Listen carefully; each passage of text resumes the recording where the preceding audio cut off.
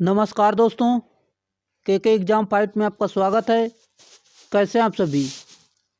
उम्मीद है आप सभी सही होंगे। चलिए दोस्तों, आज मैं सिंक्रोनस मोटर यानी तुल्यकालिक मोटर से कुछ महत्वपूर्ण प्रश्न लेकर आया हूं, जो कि आपके ITI लेवल के किसी भी एग्ज़ाम के लिए महत्वपूर्ण साबित होंगे। दोस्तों, ये राजस्थान में आई हुई विद्युत विभाग से भर्ती और UPPCL TG2, UPRVNL, NPCIL आदि के लिए महत्वपूर्ण प्रश्न हैं। दोस्तों, इनके साथ साथ ITI सेकंड ईयर वालों के लिए भी बहुत ही महत्वपूर्ण प्रश्न हैं। चलिए इन प्रश्न को शुरू करते हैं।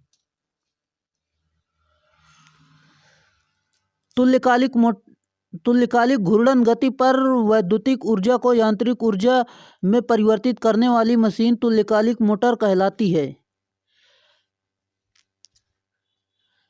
यदि किसी अल्टरनेटर के स्टेटर को DC तथा उसके रोटर को AC स्रोत से संयोजित कर दिया जाता है तो वह तुल्यकालिक मोटर की भांति कार्य करने लगता है। अगला है, तुल्यकालिक मोटर को स्वचालित नहीं होती है, इसे तुल्यकालिक गति पर घुमाने के लिए यांत्रिक ऊर्जा की आवश्यकता होती है। तुल्यकालिक मोटर के स्टेटर पर 3 फेज स्टार अथवा डेल्टा वाइंडिंग्स स्थापित की जाती है।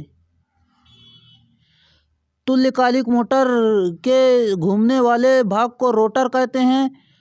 इस पर स्थायी ध्रुवता उत्पन्न करने वाले DC उत्तेजित ध्रुव स्थापित किए जाते हैं। तुल्यकालिक मोटर में सैलिएंट पोल रोटर तथा बेलनाकार रोटर का प्रयोग किया जाता है। एक्साइटर एक प्रकार का DC शंट जनित्र है, जिसका प्रयोग रोटर ध्रुव को DC प्रदान करने के लिए किया जाता है। तुल्यकालिक मोटर की घूर्णन गति निम्न सूत्र द्वारा ज्ञात की जा सकती है। N बराबर F/120/P, जहाँ की N बराबर है घूर्णन गति RPM में और F आवृत्ति है AC स्रोत से आवृत्ति हर्ट्ज में, जिसका मात्रक P रोटर की ध्रुव की संख्या है। अगला है दोस्तों, जब तुल्यकालिक मोटर पर लोड आरोपित किया जाता है तो इसकी औसत गति के मान में कमी नहीं होती है, क्योंकि तुल्यकालिक मोटर स्थिर गति पर घूर्णन करती है। दोस्तों, इस पर लोड रख देंगे तो इसकी गति कम नहीं होती। चलिए अगले प्रश्न पर, रोटर ध्रुव के मध्य बनने वाले कोण अल्फा को लोड कोण, युग्मित कोण या कोणीय मंदन कहा जाता है। तुल्यकालिक मोटर को पश्चगामी, अग्रगामी एवं इकाई शक्ति गुणक पर प्रचालित किया जाता है। तुल्यकालिक मोटर के उत्तेजन को बढ़ाने के लिए क्षेत्र वाइंडिंग में प्रवाहित क्षेत्र धारा के मान को बढ़ाया जाता है।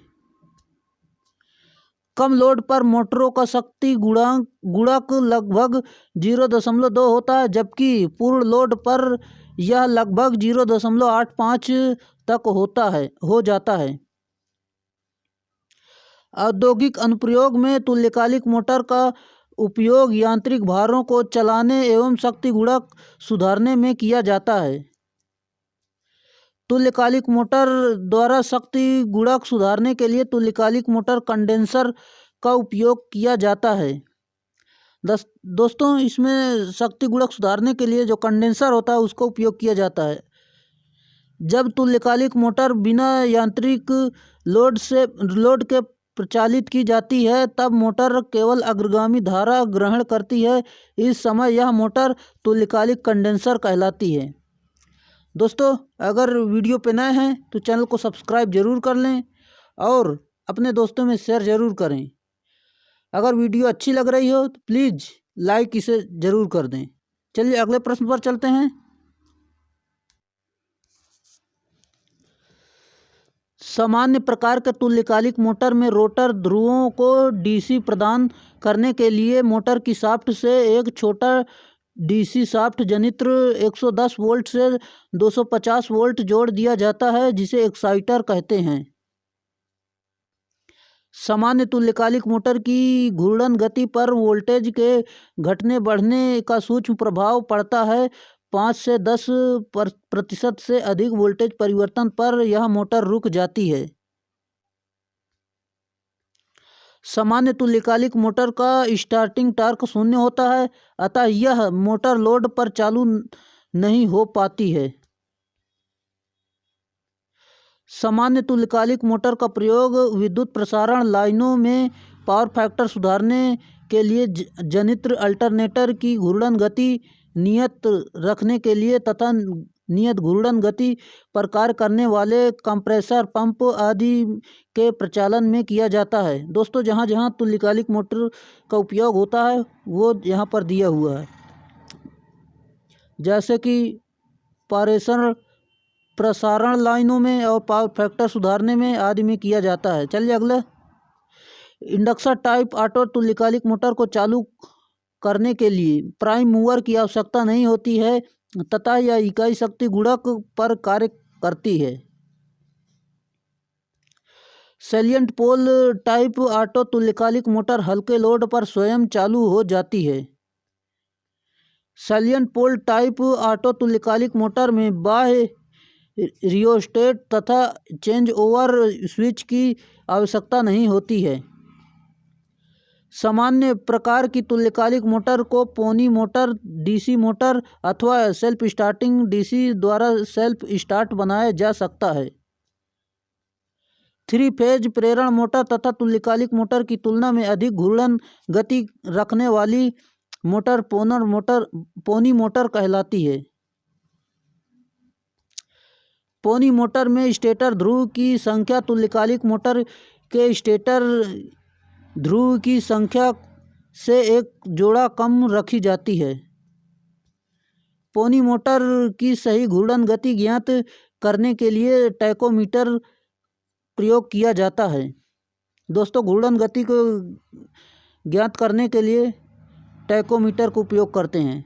चुंबकीय लॉकिंग के कारण तुल्यकालिक मोटर अपनी तुल्यकालिक गति पर चलती रहती है।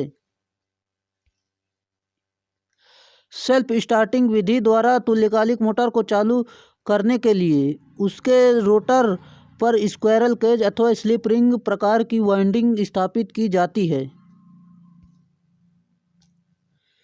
तुल्यकालिक मोटर के हंटिंग दोष को फेज स्विंगिंग भी कहते हैं।